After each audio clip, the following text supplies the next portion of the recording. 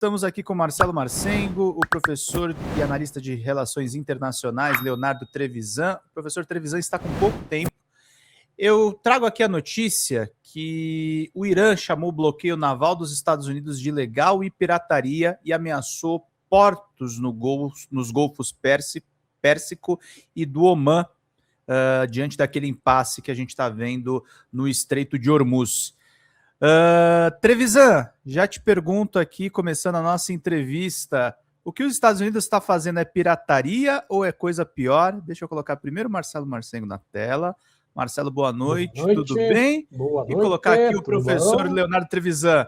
É pirataria ou é coisa pior, professor? Boa noite.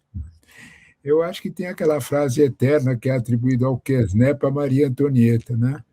Eu desconfio que não é um crime, não, é um erro, né? Esse que é o problema, né? O erro é mais grave, né? Se a gente olhar para essa situação, né, primeiro de tudo, a resposta do Irã é medida, né? A resposta do Irã é dizer, olha, se vocês querem brincar de atormentar a minha vida econômica, que vocês mesmo disseram que eu podia vender petróleo, depois a gente fala disso, né, eu posso atormentar muito mais a de vocês, né? Porque ele pode enfrentar e bater aonde mais dói no sistema, né, que são os portos de escoamento. O Irã já provou que consegue fazer isso, né? Teve pouca discussão aqui, teve pouco destaque aqui, né? Eu levei um tempão, viu, Pedro, para decorar esse diabo desse nome, que é um nome difícil, chama assim, Fujairah, né? Depois que eu dividi, eu aprendi a falar, um árabe me ensinou, né? Um menino árabe me ensinou, professor, não é assim que faz, você tem que respirar no meio. Aí eu entendi, eu falei, boa, menino, agora entendi. Então, esse Fujairah, né? É um porto que a gente pode brincar com o nome, a gente só não pode brincar com o tamanho dele. Ele exportava 25 milhões de barris de petróleo, 25 milhões é um quarto do que o mundo consome. 8 países exportavam por esse porto, incluindo o próprio Irã, né? Era um dos maiores portos de refino de petróleo que existe no mundo, uma área de escoamento brutal, né? O Irã reduziu essa capacidade de escoamento dele a 60%. Com mísseis, né? E deixou bem claro que podia terminar o serviço, né? Isso vai levar meses para ser reconstruído, o que significa que o petróleo vai ficar rondando $100, mesmo que a guerra acabe por causa disso. É esse o recado do Irã. Vocês vêm brincar de me cercar, eu vou bater onde dói, né? Por isso que ele falou, né? Que ataca os portos. Uhum. Se a gente olhar com alguma calma para isso, né, a gente vê a incoerência. Aliás, nunca se pode pedir, a última coisa que se pode pedir a Trump é coerência.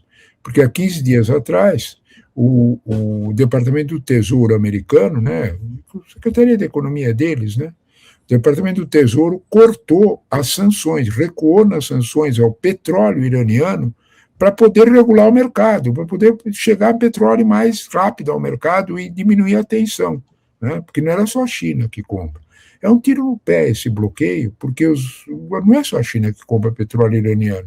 Japão, Filipinas, Índia compram petróleo iraniano. O que ele vai fazer? Né? O mundo, né, professor? Afeta o mundo de uma certa forma, né? Está aí o preço do petróleo de novo subindo mais e mais, né? A continuar desse jeito, nós vamos ver realmente um tiro no pé. Provavelmente daqui a algum tempo, não sei te dizer quanto, taco outra vez. Trump always chickens out. Ele recua, né? Então vamos lá. Uhum. Marcelo, quer fazer pergunta? Vai lá. Professor, a gente sabe que não só nos Estados Unidos, mas na relação internacional no mundo inteiro, eu acho que se aplica bastante aquilo que o Garganta Profunda falou lá sobre o Nixon, né? Follow the money. Sempre tem alguém ganhando na guerra. Né?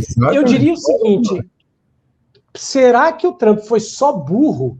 Será que ele foi só mal advertido ou enganado pelo Netanyahu? Ou será que ele pretendia ganhar alguma grana e dane-se o resto? O que o senhor acha? E se for isso, onde que ele pode estar ganhando?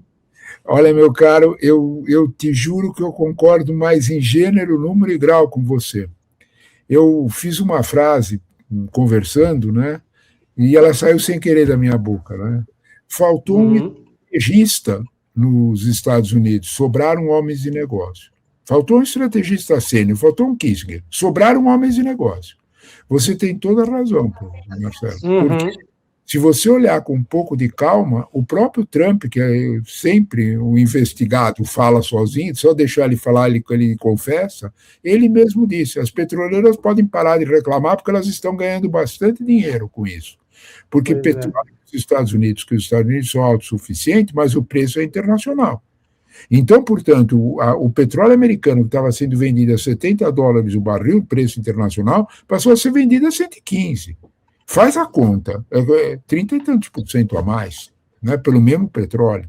Quando você fala isso em bilhões, é uma grana bastante significativa. Se você me disser que as petrolíferas estavam sendo um pouco esquecidas dos favores trumpistas, né, porque eles também ajudaram a eleger Trump, né, eu te diria que a tua desconfiança tem um fundamento enorme, né, fora que a gente não sabe o quanto são os jogos de bolsa que o Trump faz. Eu faço um comentário só, né? O Financial Times pediu o processo. O Peter Hegseth disse que quer processar o Financial Times, porque o Financial Times disse com as letras que o Peter Hegseth, umas 4 ou 5 dias antes do ataque do Irã, forçou a BlackRock a mudar a carteira de investimento dele para fortes investimentos em empresa de defesa, indústria de defesa. Ninguém estava investindo, ele estava, né? Porque ele sabia o que ia acontecer, né? Isso tem nome e sobrenome no mercado, né? Então, de alguma forma, é o que você disse. Aí ele disse que o Financial Times estava mal enganado. Uma das fontes do Financial Times era um pessoal com pouco dinheiro, um tal de BlackRock, né? Quem a coisa de finanças sabe do que eu estou falando. São trilhões e não bilhões, né? Então, o Financial Times avisou, pode processar, porque nós temos documentos, né? Então, portanto, é bastante claro que é follow the money, sim. O Garganta Profunda sempre tem razão. Follow the money. Perfeito. Uhum. Ô, Trevisan, você falou, além dessa questão dos americanos, daquele encontro em Islamabad e da reação silenciosa da China. A China é o único país que pode começar a botar os dois lados para conversar? Mas não há dúvida nenhuma. O fato de escolher Islamabad é a prova mais concreta. Um aluno meu me perguntou, professor, por que o Paquistão? Né? Aí eu expliquei para ele o quanto o Paquistão era amigo da China e inimigo da Índia, que é o grande inimigo da China naquele contexto, né? O Paquistão é o agente para conter a Índia de todos os pontos de vista, para a China. Não é à toa que o Paquistão foi chamado para essa interferência, né? E é um país islâmico, né? Então, isso tudo facilitava o jogo. Além do que, o Paquistão não é mal visto pelos Estados Unidos, né? Mas ele é o representante da China no contexto asiático para conter a Índia. Estava assinado tudo isso, né? É óbvio que a China, de certo modo, o que eu acho que aconteceu, o que prolongou essas discussões, foi a pancada de domingo na Hungria. Os Estados Unidos saíram de lá quando perceberam os resultados na Hungria, né? Porque era para ser um show, né? Mas só que os resultados da Hungria era derrota demais para um fim de semana só. Se eles fossem fazer a concordar com o Irã e sair de lá do Irã derrotados, né? Porque quem ganhou seria o Irã. Depois, o que aconteceu com o Viktor Orbán era muita areia para o caminhãozinho do Trump, nem ele aguentou, né? Então, ele criou uma situação que, de certa forma, fez com que o episódio Hungria desaparecesse. Esse é um fato, né? O episódio Hungria tem uma importância brutal, não só para nós, não só para a Europa, para o movimento MAGA, né? Todo aquele esforço deles de fazer a extrema-direita brilhar no continente europeu e avançar pelo mundo, parece que está dando problema, né? Olha as eleições na França, as eleições regionais na França, olha o referendo na Itália e olha o volume da derrota, o volume, né? 2/3 do parlamento, mais de 2/3 do parlamento húngaro votou na oposição, está na mão da oposição agora. Então, portanto, a era Orbán acabou, né? Então, portanto, é possível você, de alguma forma, perceber que aquela maré de extrema-direita pode não estar fazendo. Eu chamo a atenção que ontem o Trump voltou a usar o bonezinho do MAGA, né? Porque precisava, de alguma forma, dar um sinal, eu ainda estou aqui. Apesar de que no encontro MAGA de Dallas, eles não chamaram o Trump, não quiseram o Trump lá. Porque a maioria dos MAGA estão bravos com o Trump por várias razões. A primeira delas é o bolso. Continuo dando razão para o Marcelo. Follow the money. Follow the money. Uma coisa que eu queria te perguntar antes de passar a palavra para o Marcelo. O Orbán era aliado tanto do Trump quanto do Putin no poder. O Putin já estava com essa derrota contabilizada? Qual que é a questão? Eu não sei, porque o Putin mandou bons agentes da GSU, da CIA dele, né, para Budapeste, para, de alguma forma, tentar mexer o jogo, né, girar o jogo. Né? Tem uma matéria no Guardian sobre isso, fascinante, as tentativas dele, todo o uso das redes sociais e tudo mais. Não deu certo. Né? Não deu certo porque a Hungria vive 3 anos de crise econômica brutal. Né? A Hungria, no ano passado, foi o país que menos cresceu na Europa, cresceu 0,4%. Né? A vizinha Polônia, com todos os problemas que tem, estava crescendo 3,4%. Basta essa comparação para você ver que poloneses e húngaros andam sempre muito perto. Eles sabiam muito bem o que estava acontecendo do outro lado da fronteira. Né? E por que estava acontecendo aquilo ali? Né? A gestão Orbán estava deixando os poloneses bem mais pobres e bem mais bravos. O resultado da urna mostrou. Nem o Putin segura uma coisa dessa. Né?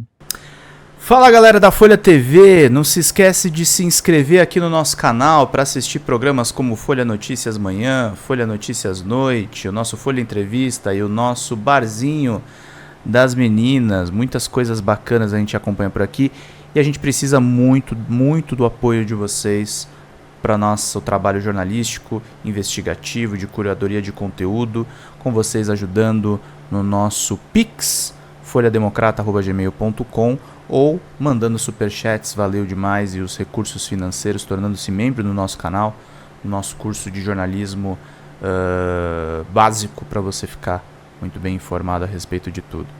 Queridos e queridas, muito obrigado pela presença de todos vocês, vida longa e próspera. Cuidem-se, cuidem dos seus, e não esquece de se inscrever aqui na Folha TV. Até mais!